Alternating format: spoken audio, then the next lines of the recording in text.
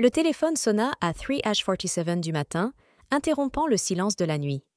Madame Betania, encore somnolente, répondit, sans imaginer qu'un cauchemar l'attendait au bout du fil.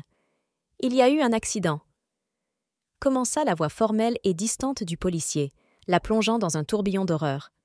Les mots suivants, Roberto et Marina, fatalité, voiture dans le ravin, se dissipèrent en fragments impossibles à rassembler. Roberto et Marina, ses meilleurs amis depuis l'adolescence, étaient repartis. En un clin d'œil, un monde partagé pendant des décennies se dissout dans la tragédie. Lorsque Betania raccrocha enfin, elle était au sol dans la cuisine, le téléphone toujours coincé dans sa main tremblante. Les pleurs de son fils, âgé de seulement 8 mois, venaient de la chambre à côté, et elle peinait à rassembler des forces pour le calmer. Mais les pleurs du bébé étaient le son qui la ramena au moment présent, lui rappelant qu'il y avait une vie à prendre soin, et pas seulement celle de son propre fils. Dans son esprit, résonnait la promesse faite quelques mois auparavant, un dimanche ensoleillé, lors d'un barbecue dans le jardin.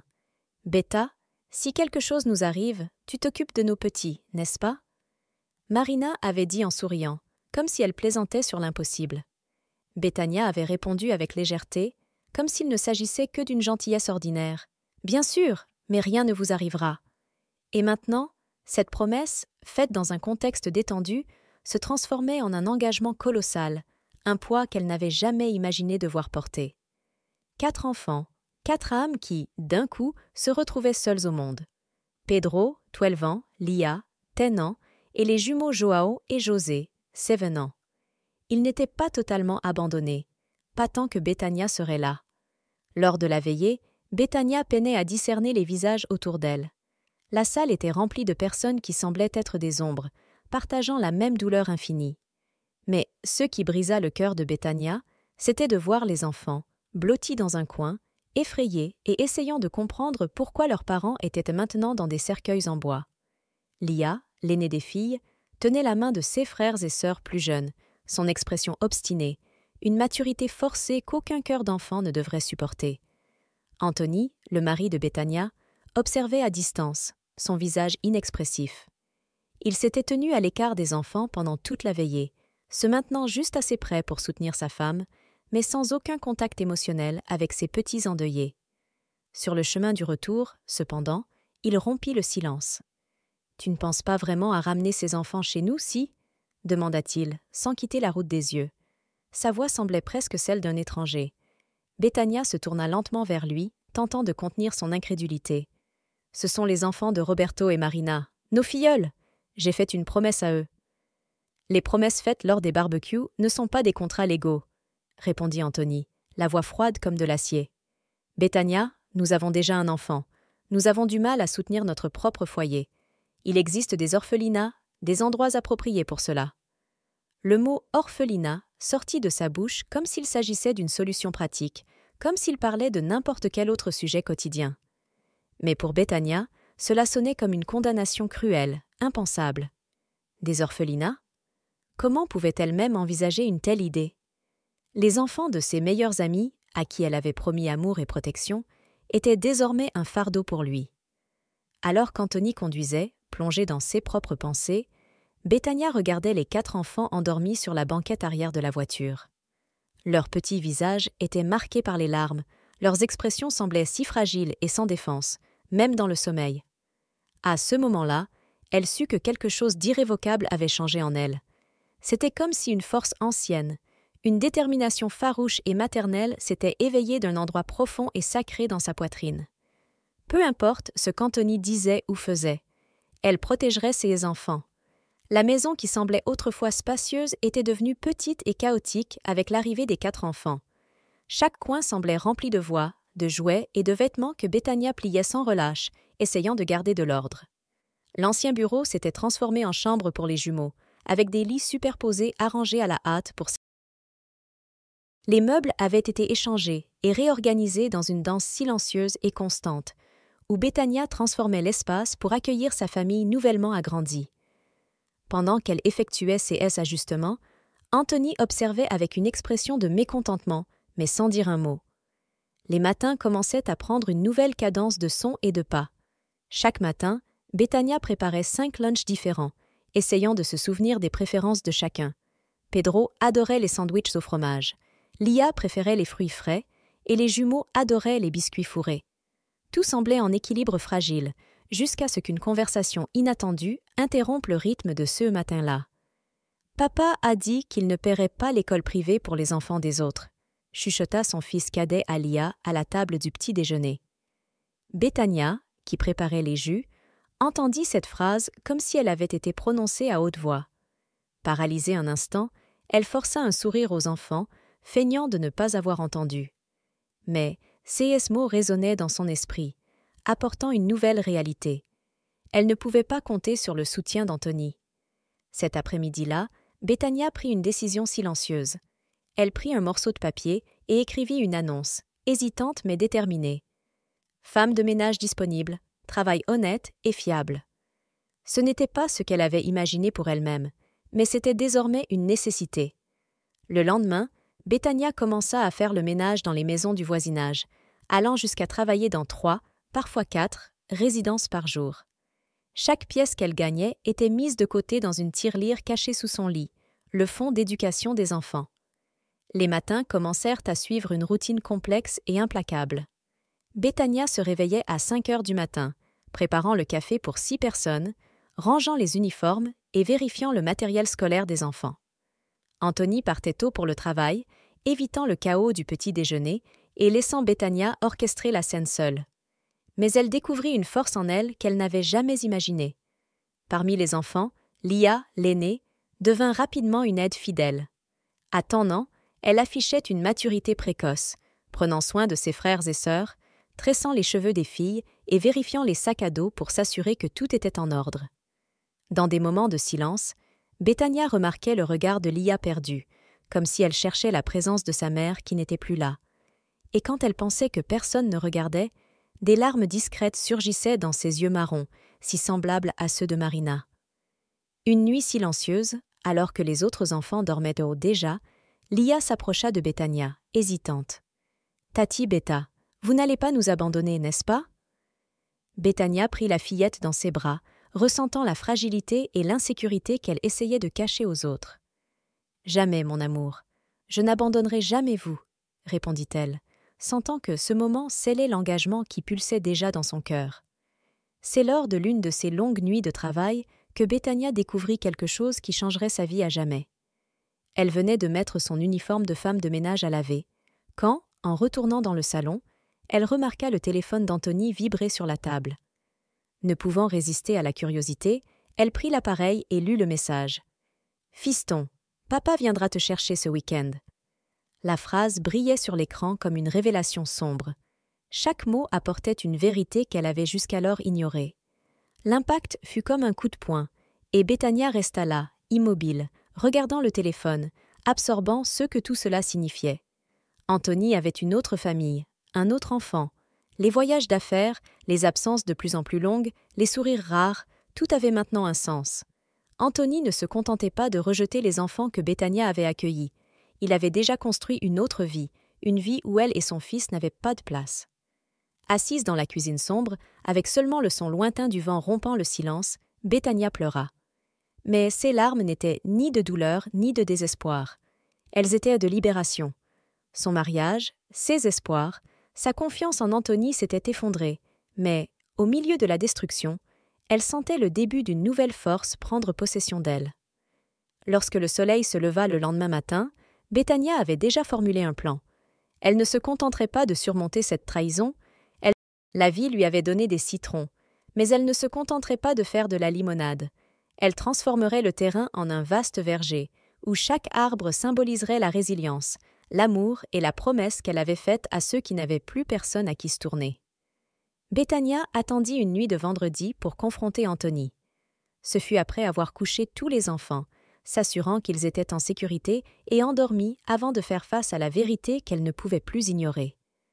Elle s'assit à la table de la cuisine, attendant son arrivée.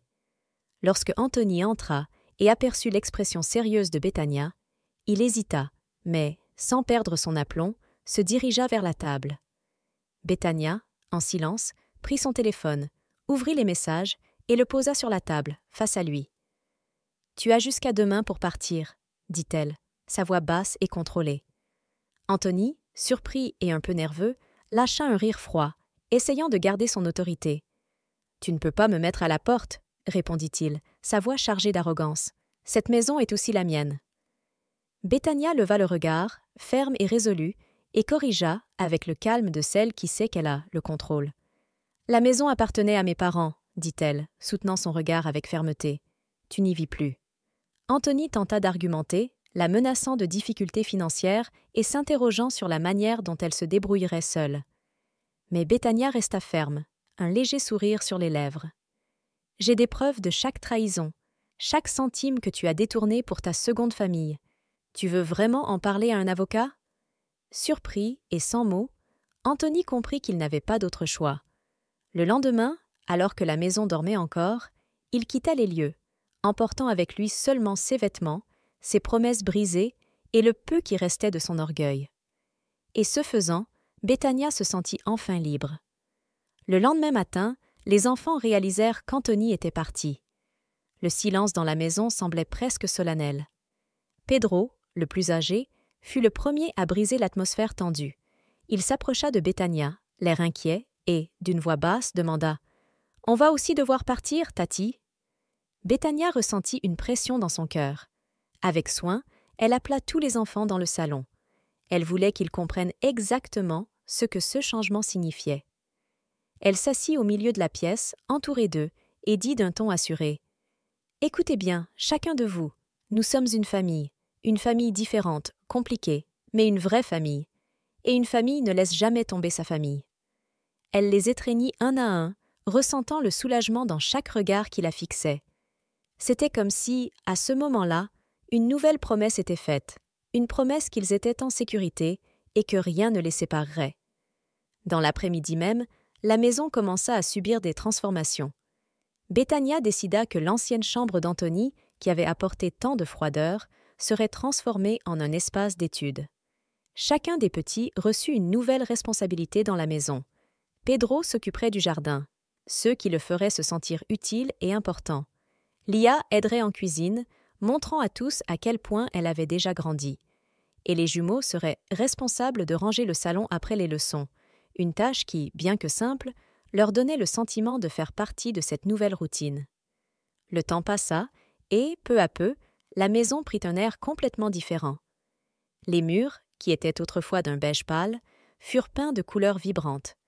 Bethania choisit des teintes joyeuses qui rappelaient des souvenirs de son enfance et la sécurité qu'elle voulait transmettre aux enfants. Dans le jardin, auparavant négligé par Anthony, Bethania planta des légumes, des fleurs et des herbes aromatiques. Elle voulait qu'ils grandissent entourés de vie et d'espoir, comprenant la valeur de planter et de cultiver. Bethania continua à travailler comme femme de ménage, mais commença aussi à faire et à vendre des gâteaux et des douceurs, des recettes que sa mère lui avait apprises quand elle était jeune. Les week-ends, les enfants l'aidaient en cuisine, et l'atmosphère se remplissait de rires, de farine et de glaçage sucré éparpillés sur les petits doigts impatients de goûter aux recettes. 6 moments de travail partagés se transformèrent en instants précieux, où l'unité entre eux semblait grandir encore davantage. Lors d'une de ces soirées avec un léger soupir et une voix douce, Lia murmura « Tante, puis-je t'appeler maman ?» Bethania sentit son cœur s'emballer et, ne pouvant retenir ses larmes, elle étreignit la petite fille avec tendresse. « Tu peux m'appeler comme ton cœur le désire, » répondit-elle, émue. À cet instant, elle comprit qu'elle avait été choisie non seulement comme gardienne, mais comme mère, comme guide, comme la personne en qui Lia et les autres enfants pouvaient vraiment avoir confiance. Un à un, les autres petits s'approchèrent également, formant un câlin collectif qui semblait unir encore plus ses cœurs. Le sentiment présent était plus fort que n'importe quel mot. C'était une certitude silencieuse qu'ils avaient, enfin, trouvé un véritable foyer. Bethania savait que le voyage ne faisait que commencer, mais maintenant, avec tous ensemble, elle était certaine qu'aucun défi ne serait trop grand pour eux. 10 ans passèrent, et la maison, qui semblait autrefois petite et fragile, déborde aujourd'hui de vie et porte des souvenirs dans chaque coin, chaque mur et chaque objet soigneusement gardé. Le foyer que Bethania avait construit avec tant d'efforts est maintenant un lieu vibrant. chargé de l'énergie et de l'histoire d'une famille reconstruite et renforcée. Pedro, l'aîné, est maintenant un ingénieur diplômé, toujours présent les dimanches après-midi. Il apporte de nouveaux projets et des idées pour améliorer la maison. Il n'y a aucune rénovation ou réparation que Pedro ne soit prêt à faire. Pour lui, chaque réparation est une façon de rendre tout ce que Betania lui a donné.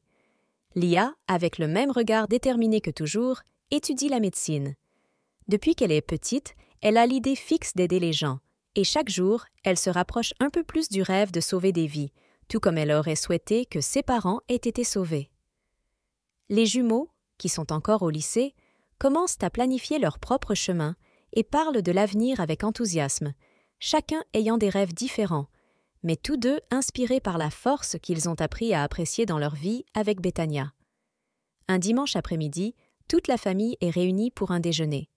La table est pleine, non seulement de plats colorés, mais aussi de sourires, de conversations et de rires.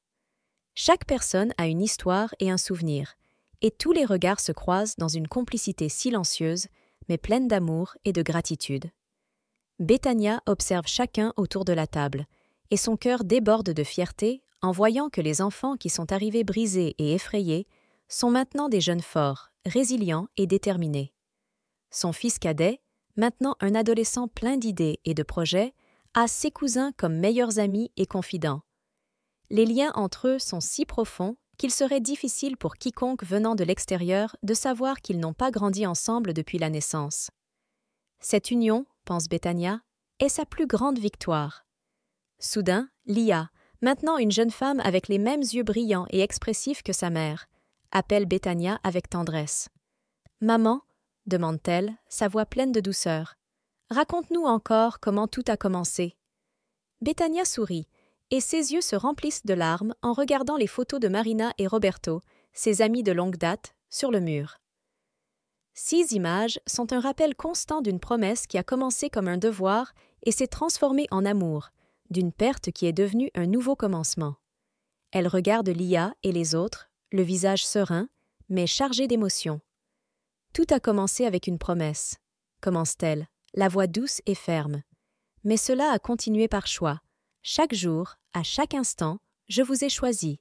Et le plus important, c'est que vous m'avez choisi en retour.